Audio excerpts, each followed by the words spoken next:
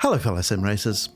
A couple of months ago, Zach from Turn Racing was gracious enough to join me for an episode of Talking Sims. We discussed his process for the design and production of boutique sim racing wheels, and off of the back of that, Zach was kind enough to send me a wheel to try out. So about a month ago I received the Turn Racing R20 rim in the mail, and since then I've been putting it through its paces on the sim rig. So stick around to find out what I think about the Turn Racing R20.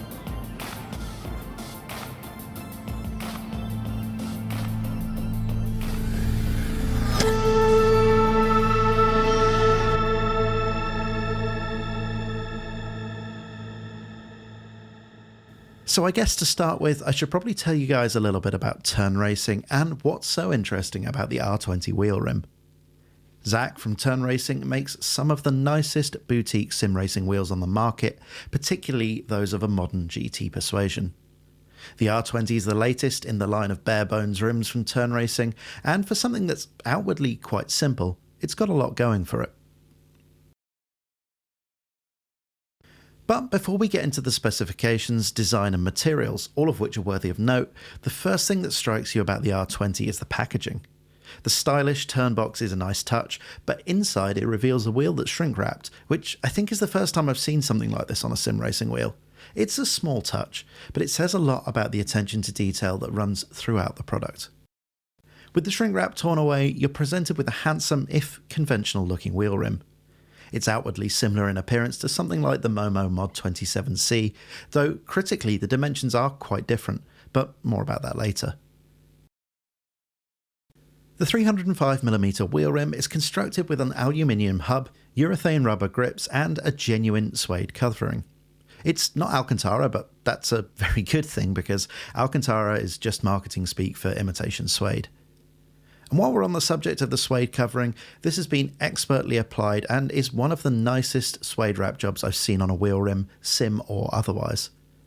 On that note, it appears that Zach may have changed the production process since earlier models, which you may have seen on the Turn website or in Barry's review. This means that the covering seems to be a single piece now, and as far as I can see, the separate pieces around the horns are no longer present, which creates a much neater finish and a nice feel in the hand. Not that you're going to be touching it with bare hands all that much, since it's suede, you should really be wearing gloves. Continuing with ergonomics for a moment, and a word about the hand grips themselves.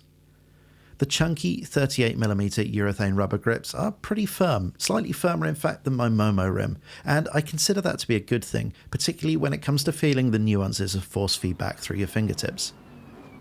I wear large size gloves and the grips are perfectly comfortable, and thanks to the nature of the design, I suspect even those with hands on either extreme of the bell curve will find the rim very usable.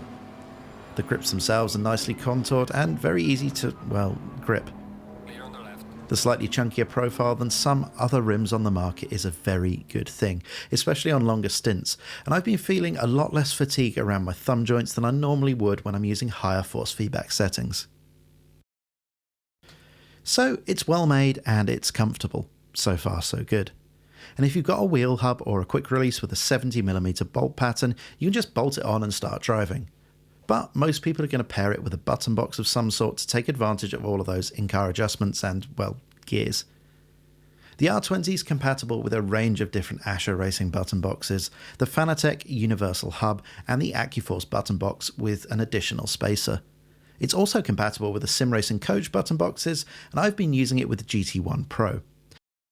It's a great match both in terms of feel and fit, and aesthetically as well. Especially when it's paired with the Turn Racing carbon fibre centre plate, as long as you like yellow as much as I do.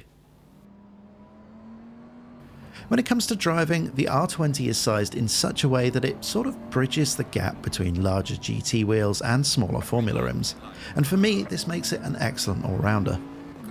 At 305mm, it's wider than the average Formula rim, for example Fanatec's 270mm offerings, but it's also smaller than the 320mm Momo Mod 30, which is a bit of a staple of GT racers. Smaller rims do allow for the snappier inputs needed for high downforce open wheel cars, but they can also feel a bit too pointy for GT and especially road cars. As I mentioned, I like the intermediate sizing, and I think if you're looking for a rim that works well for both use cases, this is a great choice. Where it doesn't work all that well, however, is in any situation where a round wheel is a must, so rallying and drifting are complete non-starters.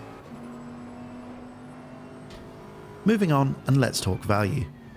For a high-quality wheel made from premium materials and excellent finishing, I think the R20 is an absolute steal at $175, especially when you compare it to other similar products on the market. For example, the Momo Mod 27C, which is a similar form factor, albeit smaller, costs $60 more.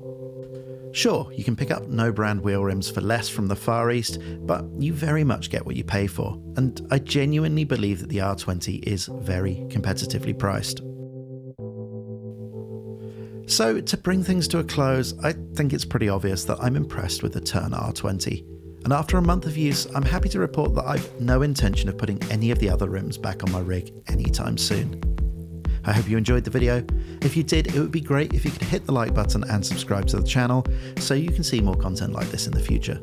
So all that's left to say is goodbye, thanks for watching, and enjoy the rest of your day.